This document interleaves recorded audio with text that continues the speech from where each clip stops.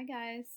So I just wanted to do hopefully a brief review of sorts evaluation, specifically website evaluation, to help you sort of remember and review some of the ways you can tell if a website specifically is okay to use in a research paper, if it is academically sound.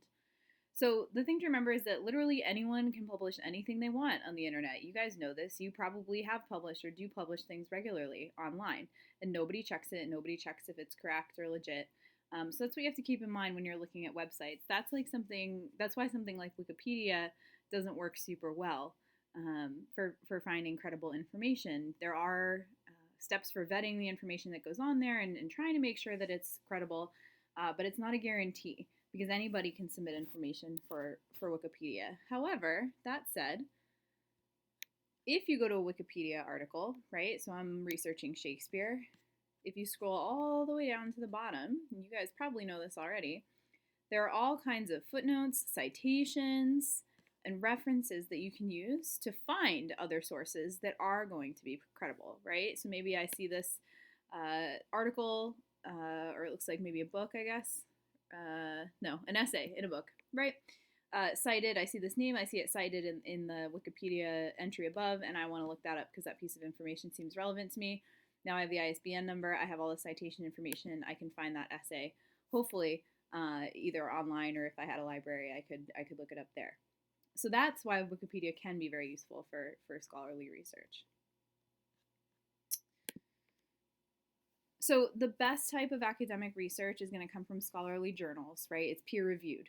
And I've reviewed this in class, but again, that means that somebody wrote an article on something and a panel of their peers, of experts in that area, have looked at it, have okayed it, they've said this makes sense, this is good information, and they put it into a journal, right? So we can really trust that it's correct because a lot of experts have said so.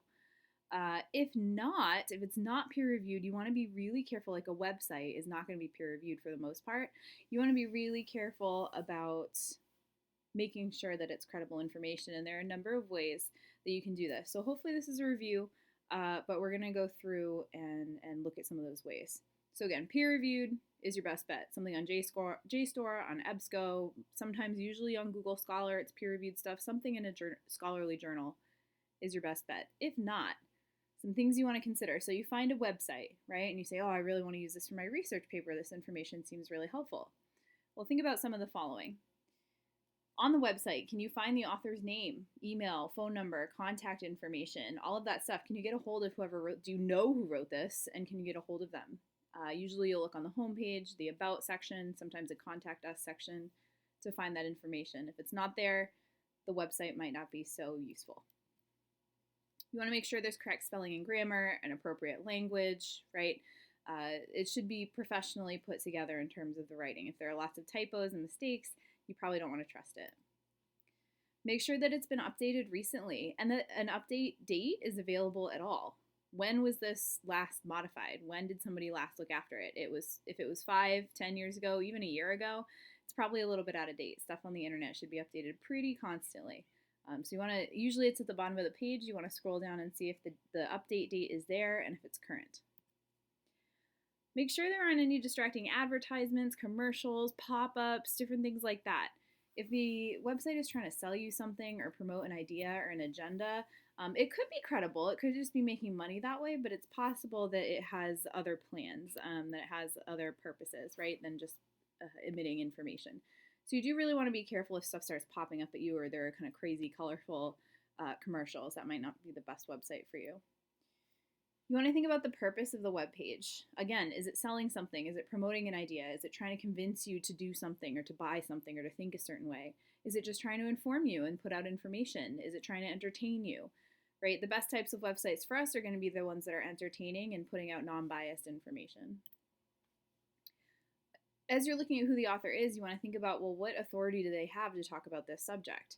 And can you find that out at all? Does the website even tell you what the author's authority is? What's their occupation, their education, years of experience, achievements or awards in this area? If you're researching literature, what authority does this person have to talk and to write about literature? Why should we trust them? You want to be able to find that. Is there an institutional affiliation? So is this author writing for or through a university, a government agency, a research lab, or are they just kind of out there on their own? If there is institutional backing from an organization you can trust, that's a good sign. Is it a high quality web page? Does it look good? Does the layout make sense? Are there links that work? And do they lead to relevant information, or do they lead to random sketchy other stuff? Does the website look professional? Is it well done? Or are words cut off and pictures are kind of blurry? If it doesn't look good, it's probably not something you want to trust. And if it doesn't work, same thing. Does the information you find there compare to information you found in other sources, right? So can you find these same ideas or similar ideas somewhere else, or is this just some person kind of going off the deep end on something? If the information is similar to what you found elsewhere, you can probably trust it. Make sure there's no bias, right? Are you only getting one side of a story, or is this more objective information? The more objective the information is, the better. Like Wikipedia, is there a works cited page or footnotes or references, and then are those from credible sources? If so, the page that you're using is probably okay to go. And then also you can check the URL, the domain name extension. So you know websites end with all these different extensions, and they mean different things, and some of them are more credible than others. So .com means commercial, and so it's for making money. The purpose is commercial. So it's probable, or at least possible, that there's going to be some bias, or that they're maybe trying to get you to buy something. So you do want to be careful with .com. .edu is going to be a school or a department or some sort of research department in a school. So typically those are good websites. You don't want to be using like a student's personal site, but typically .edu is going to be through like a college or university or a school, and that's good. .gov is going to be credible. It's through the government, so those are safe. .org means it's a nonprofit. So usually those are credible and non-biased, although it could be trying to promote a certain point of view. .org sites might be from a nonprofit organization that's trying to convince you to do something or not to do something or not to eat a certain food or something like that. So you do want to be a little careful with .orgs, and it's getting easier and easier to get a .org domain name. So you do want to be careful there, but usually they're okay. And then .net is like a catch-all for anything else, and you want to be really careful with those because that could be literally anything. So really go back to those other steps and scrutinize that website if it's a .net. The most credible ones are going to be .edu and .gov. If there's a little tilde, that little squiggly line in the URL somewhere, that's probably going to mean it's a personal web page, like a blog or something like that, and that's not going to be something you want to use for your research paper.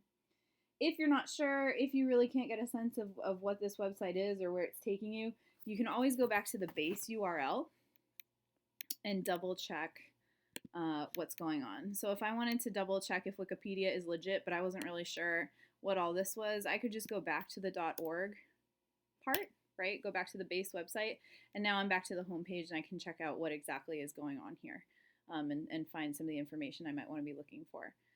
So that's a strategy you can use if you're not totally sure.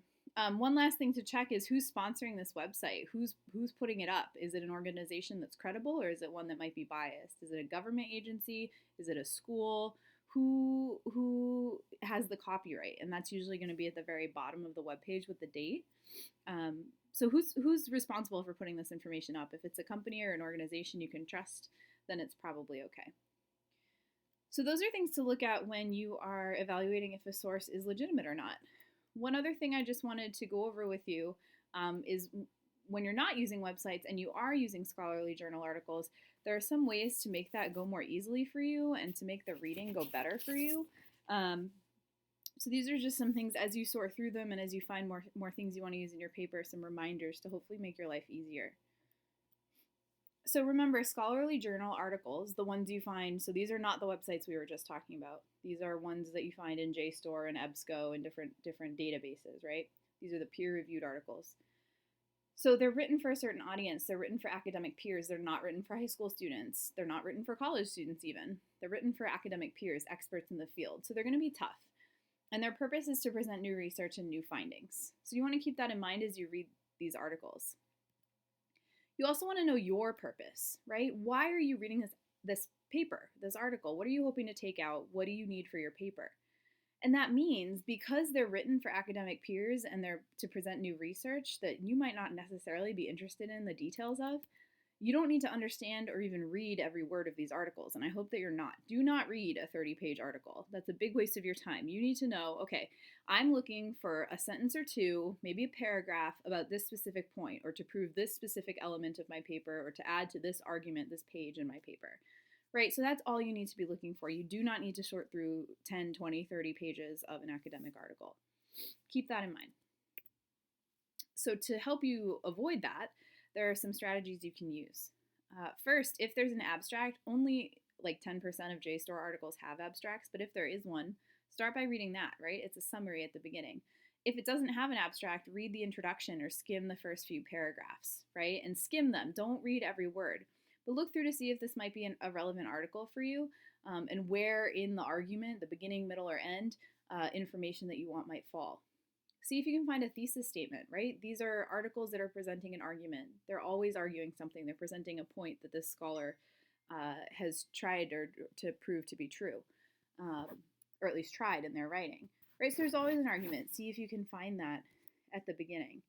And just to show you what an abstract looks like, here are some journal articles on Jane Eyre, a British novel. Right, so I'm reading this article in defense of Jane Eyre. I can start by just reading this abstract and seeing if there's anything that might be useful to me, right? If not, I'm not going to read the article. If it sounds like something that might be useful, if I find it at the beginning, middle, or end, I might go to that part of the article and see what I can find. Otherwise, another one on sympathy in Jane Eyre. Right, this does not have an abstract, but I could read the first couple of paragraphs, the first page or two, and see if it sounds useful to me. If so, I'll keep reading. Definitely read your headings. Not all articles have them, but this Jane Eyre one does. And if I'm not looking for abolitionist rhetoric, I'm going to skip that section completely, right? Yeah, there might be something here or there. See, look at pictures. Oh, is that something that's relevant? If not, just skip through it. I'm already like 10 pages into the article. Right, go to your next heading and see if that sounds like something you need. Oh, rhetoric of the oppressed. Maybe oppression is something I'm writing a little bit more about. So now I'm going to slow down and start skimming through these paragraphs. So use your headings to find the section of the article you actually want. If looking at the introduction isn't super helpful, or even if it is, you could then skip down to the conclusion, the last paragraph or the last couple paragraphs. Sometimes it's even labeled with a heading. Because as you know, in an essay's conclusion, you give a summary of what the essay or the article said, and usually it'll restate the thesis statement. So if you can't find a thesis statement in the intro, look in the conclusion. Look in the conclusion for a summary of the points that were made, and if some of them seem interesting, go back into the article and try to find them.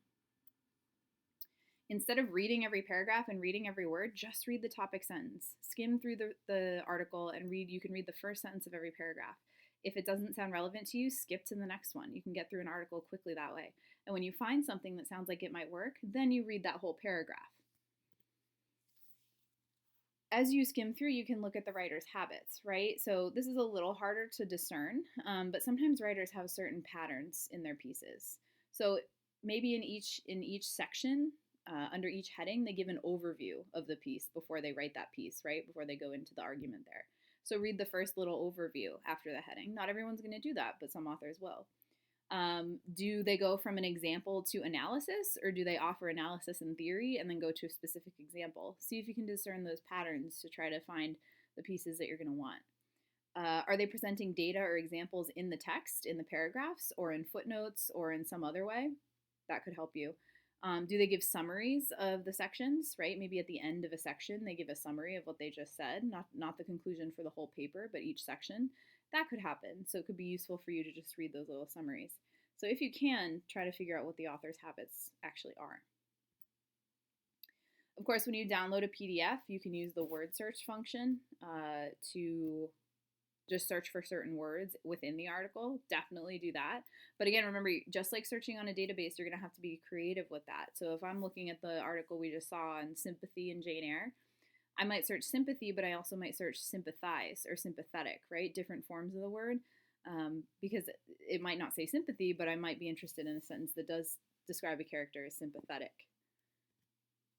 And again, skim, skim, skim, skim. You are not reading every word. You are not understanding every word. You are not reading from beginning to end. This is not a story, right? This article, again, back to the purpose, is meant to present information to academics, right? To experts. So this isn't a narrative. It's not a story. It's okay if you didn't get the beginning, middle to